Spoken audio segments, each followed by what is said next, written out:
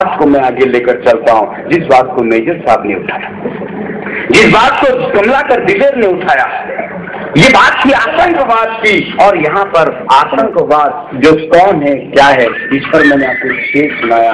इस दुनिया में सबसे बड़ा आतंकवादी एक व्यक्ति है, उसका नाम लेने के बजाय मैं 2 लाइन में निपटता हूँ कि बोस्निया और इराक से हमने यही सबक सीखा है। बोस्निया और इराक से हमने यही सबक सीखा है कि इस दुनिया का सबसे बड़ा आतंकवादी खुद अमेरिका है।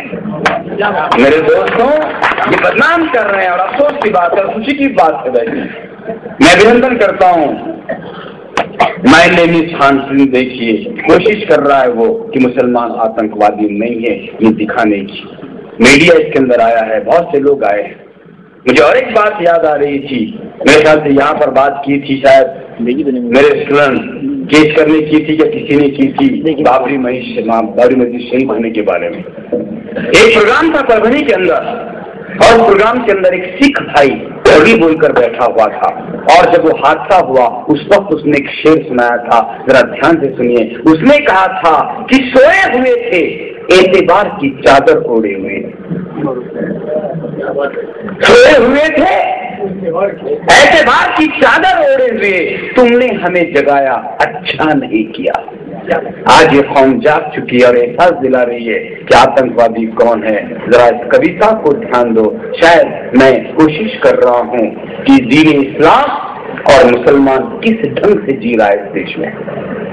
कि नाहक किसी को मारना ईमान नहीं होता,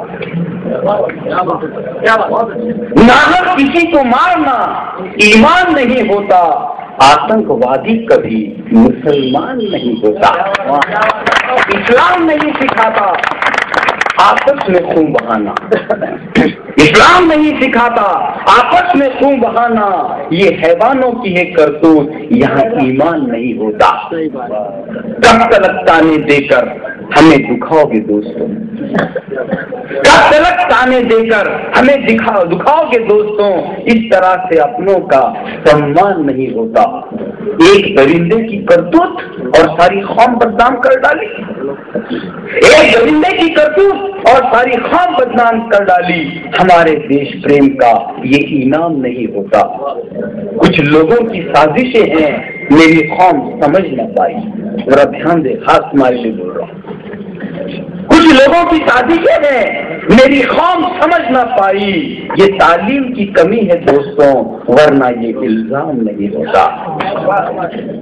तीर, कमान, बम, मिसाइल, सब ध्यान दे, तीर, कमान, बम, मिसाइल इनके आगे बेकार है। तीर, कमान, बम, मिसाइल इनके आगे बेकार है। दहशत गर्दी और गद्दारी खुदा का फरमान नहीं होता। वक्त आया है, अब भी जाग जाओ मेरे भाइयों। थोड़ा ध्यान देना, वक्त आया है, अब भी जाग जाओ मेरे भाइयों, क्योंकि मुर्दार कौम का कोई निगहबान नहीं होता।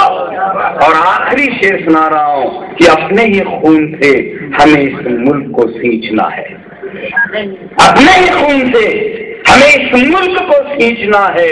किसी और पे दिल अपना यूं कुर्बान नहीं होता, किसी और पे दिल अपना यूं कुर्बान